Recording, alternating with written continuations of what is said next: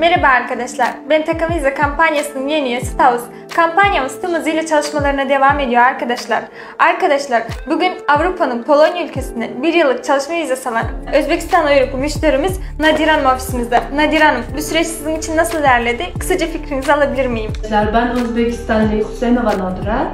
Ben TKM'yi Instagram'dan gördüm ve geldim, bunlara güvendim. Davatiyen benim 3 ay bile sormadı, çıktı hemen geldi davatiyelerimiz.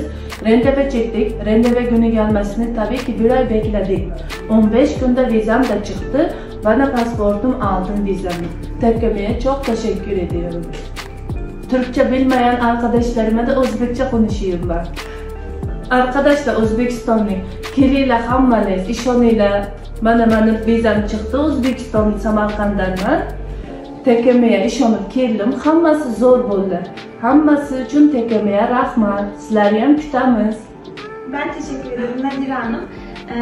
Avrupa'ya sadece çalışmaya değil, okumaya, seyahat etmeye gitmek isteyen arkadaşlarımız, iletişim numaralarımız haberleşebilirsiniz. Çok teşekkür ederim.